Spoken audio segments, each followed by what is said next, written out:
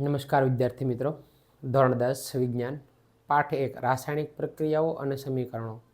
છેલ્લે આપણે ભાગ 7ની અંદર વિઘટનની પ્રક્રિયાનો અભ્યાસ કર્યો. ત્યારબાદ હવે આજે આપણે આ ભાગ 8ની અંદર વિદ્યુત વિભાજનની પ્રક્રિયાનો અભ્યાસ કરીશું કે પાણીનું વિદ્યુત વિભાજન સમજાવો. તો આગળના લેક્ચરમાં આપણે વાત થઈ તે મુજબ કે જો સંયોગીકરણની પ્રક્રિયા પૂછાય તો વિઘટનની પ્રક્રિયા ન પૂછવામાં આવે. જો વિઘટનની પૂછવામાં આવે તો સંયોગીકરણની પૂછવામાં ન આવે. જો આ બંનેમાંથી એક પણ પ્રક્રિયા ન આવે તો પાણીનું વિદ્યુત વિભાજનની પ્રક્રિયા આવી શકે છે. તો આ પ્રક્રિયા ખૂબ સહેલી છે બાળકો. આ પ્રક્રિયાને ફક્ત ને ફક્ત આપણે આકૃતિ પરથી યાદ રાખવાની છે. તો પ્રક્રિયા પહેલાં હું તમને આકૃતિ પરથી સમજાવી દઉં અને પછી હું બોર્ડમાં લખી દઈશ કે જેથી તમે આ રીતના બોર્ડની એક્ઝામમાં લખો તો આપણને 100% માર્ક્સ મળી જાય છે. તો આ પ્રક્રિયામાં સૌપ્રથમ એક પ્લાસ્ટિકનો કપ લેવામાં આવે છે જે તમે આકૃતિની અંદર જોઈ શકો છો. ત્યારબાદ તેના તળિયે 2 છિદ્ર કરી દેવામાં આવે છે અને ત્યાં રબરના બુશ ફિટ કરી દેવામાં આવે છે. અને આટલું કર્યા બાદ રબર બુશ આટલું કર્યા બાદ તેમાં 2 ગ્રેફાઇટના સળિયા લેવામાં આવે છે. ગ્રેફાઇટના સળિયા આપણે કહી શકીએ.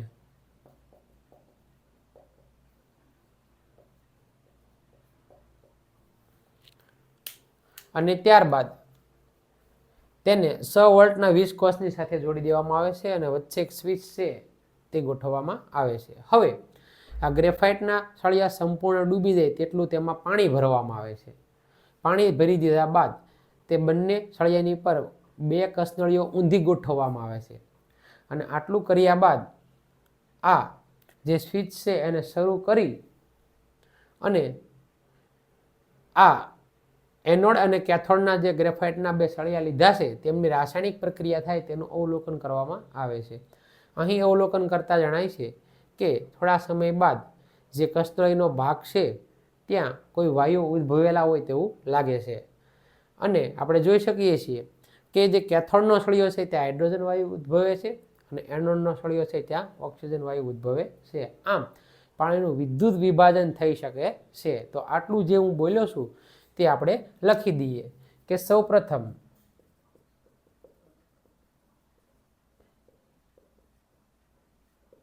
પ્લાસ્ટિક કપ લઈ તેને તળિયે 2 છિદ્ર કરવામાં આવે છે.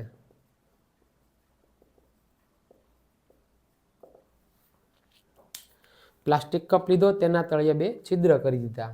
ત્યારબાદ 2 ગ્રેફાઇટના સળિયા કેથોડ અને એનોડ તરીકે લેવામાં આવે છે. આટલું કર્યા બાદ આ બંને સળિયાને 100 વોલ્ટના 20 કોષની સાથે જોડવામાં આવે છે.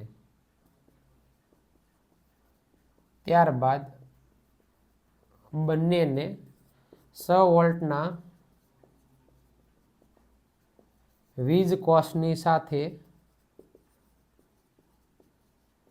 જોડવામાં આવે છે અને વચ્ચે એક કળ એટલે કે સ્વિચ ગોઠવવામાં આવે છે.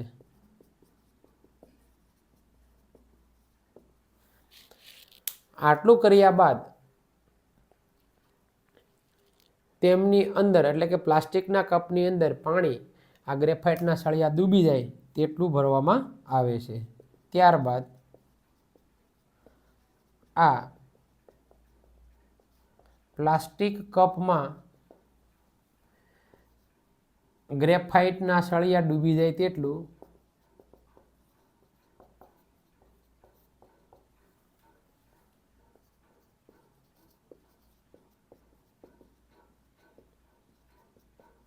પાણી ભરવામાં આવે છે.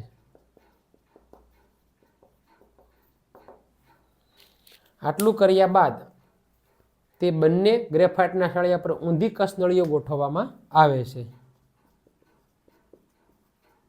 ત્યારબાદ બંને સળિયા પર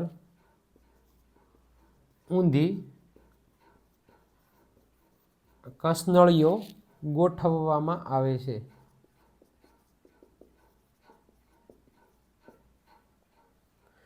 ઊંધી કસનળી ગોઠવી દીધા બાદ સ્વિચ શરૂ કરીને વિદ્યુત પ્રવાહનું વહન કરાવવામાં આવે છે. લખી દઈએ કે ભાઈ ત્યારબાદ સ્વિચ શરૂ કરી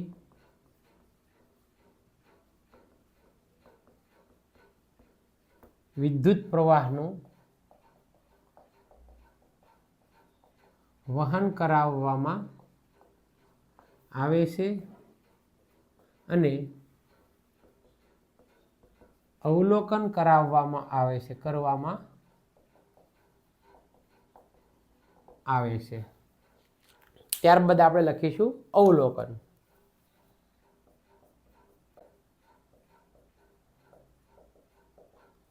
કે અહીં અવલોકન કરતા જણાય છે કે જે કેથોડનો સળિયો છે ત્યાં પાણી અને આ વીજ કોષ એટલે કે વિદ્યુત ધ્રુવોની રાસાયણિક પ્રક્રિયા થઈ અને કેથોડના સળિયા પર હાઇડ્રોજન વાયુ ઉદ્ભવે છે અને એનોડના સળિયા પર ઓક્સિજન વાયુ ઉદ્ભવે છે.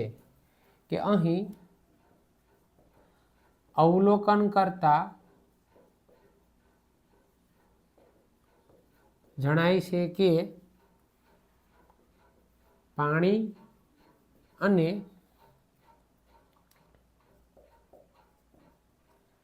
ગ્રેફાઇટના સળિયાની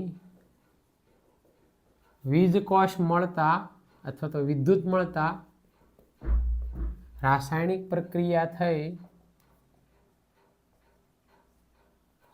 કેથોડના સળિયા પર હાઇડ્રોજન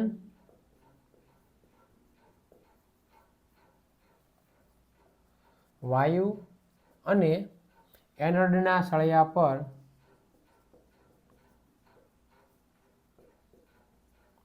ઓક્સિજન વાયુ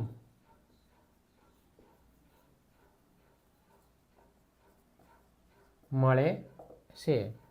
આમ આ પ્રમાણે આપણે પાણીનું વિદ્યુત વિભાજન છે તેને સમજી શકીએ છીએ. ત્યારબાદ આપણને બાળકો એક પ્રવૃત્તિ આપવામાં આવી છે અને તે પ્રવૃત્તિ આવી કંઈક છે કે એક સાઇનાઇડ ડીશ લેવામાં આવે છે અને તેમાં સિલ્વર ક્લોરાઇડ છે તે નાખવામાં આવે છે અને પછી તેને સૂર્યપ્રકાશ મળે તે રીતે સાઇનાઇડ ડીશને તેવી જગ્યાએ મૂકવામાં આવે છે અને રાસાયણિક પ્રક્રિયા થશે તો આ સિલ્વર ક્લોરાઇડમાંથી સિલ્વર અને ક્લોરિન બંને અલગ પડી જાય છે. તો અહીં આ રાસાયણિક પ્રક્રિયાને આપણે આ આકૃતિ દ્વારા સમજી શકીએ છીએ, લખી શકીએ છીએ કે 2AgCl ઘન અવસ્થામાં હોય છે અને તેને જો સૂર્યપ્રકાશ મળે તો 2Ag એટલે કે સિલ્વર ધાતુ છે તે ઘન અવસ્થામાં અને ક્લોરિન જે છે તે વાયુ અવસ્થામાં મળે છે.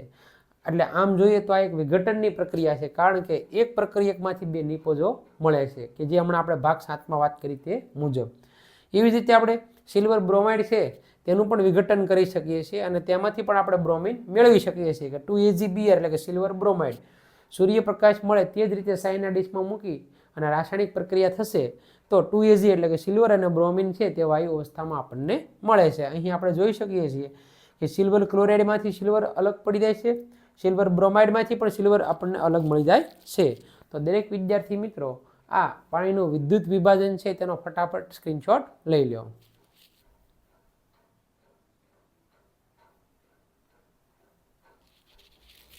ત્યારબાદ હવે આપણને થોડા પ્રશ્નોત્તરી આપવામાં આવી છે અને તે પ્રશ્નોત્તરીઓ છે તેનો આપણે અભ્યાસ કરીએ. કેમ કે આવા પ્રશ્નો જે છે તે બોર્ડની અંદર પૂછાઈ શકે તેવા હોય છે અને તેને જો આપણે પૂરેપૂરા વ્યવસ્થિત સમજી લઈશું તો બોર્ડની એક્ઝામમાં આપણો એક પણ માર્ક્સ છે તે કપાશે નહીં. તો સૌપ્રથમ આપણને પ્રથમ પ્રશ્ન પૂછવામાં આવ્યો છે કે પદાર્થ X નું દ્રાવણ ધોળવા માટે વપરાય છે. તો આપણે એનો જવાબ લખી દઈશું. પદાર્થ X નું દ્રાવણ ધોળવા માટે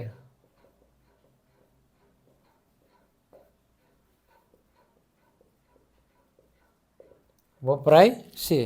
આવો પ્રશ્ન આપણને પૂછવામાં આવ્યો છે. ધોળવું એટલે કે વ્હાઇટ વોશિંગ આપણે જે મકાનની પાછળની દિવાલો હોય છે તો તેને આપણે ચૂનો લગાડીએ છીએ.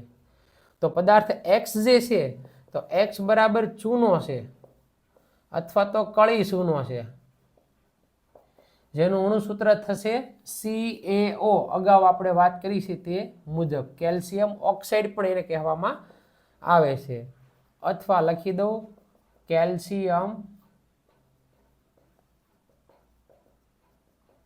ઓક્સાઇડ. હવે આ કેલ્શિયમ ઓક્સાઇડ કળી સૂનો અથવા તો ખાલી સૂનો તે ધોળવા માટે થઈને વપરાય, એટલે કે દિવાલને રંગ કરવા માટે થઈને વપરાય છે. એમાં આપણને પ્રથમ પ્રશ્ન પૂછવામાં આવ્યો છે કે પદાર્થ એક્સ નું નામ આપો ને તેનું સૂત્ર લખો. તો આપણે લખી દઈએ તેનું નામ ચૂનો અથવા કળી સૂનો અથવા કેલ્શિયમ ઓક્સાઇડ છે, તેનું સૂત્ર CaO થાય. ત્યારબાદ બીજો પ્રશ્ન આપણને પૂછવામાં આવ્યો છે કે એકમાં જેનું નામ દર્શાવ્યું છે તે પદાર્થ એક્સની પાણી સાથેની પ્રક્રિયા લખો, એટલે કે સૂનાની પાણી સાથેની પ્રક્રિયા. બીજો પ્રશ્ન, સૂનાની પાણી સાથેની પ્રક્રિયા લખો. સૂનો કયો અથવા તો કળી સૂનો કયો અથવા તો કેલ્શિયમ ઓક્સાઇડ કયો. તો આપણે લખી દઈએ કેલ્શિયમ ઓક્સાઇડ એટલે કે CaO, એની પાણીની સાથે પ્રક્રિયા ઘન અવસ્થામાં હોય, પાણી H2O જે લિક્વિડ અવસ્થામાં હોય છે, અને આમાંથી આપણે જોઈ શકીએ છીએ કે Ca ઓક્સિજન અને ઓક્સિજન 1 + 1 એટલે 2 ઓક્સિજન છે, હાઇડ્રોજન પણ 2 છે, એટલે કે CaOH ટ્વાઇસ મળે છે, એટલે આને કહેવાય છે કેલ્શિયમ હાઇડ્રોક્સાઇડ, અથવા તો આને આપણે કહીએ છીએ ફોડેલો સૂનો, જે અગાઉ આપણે આ સમીકરણ આવી ગયું છે. આ છે કેલ્શિયમ ઓક્સાઇડ.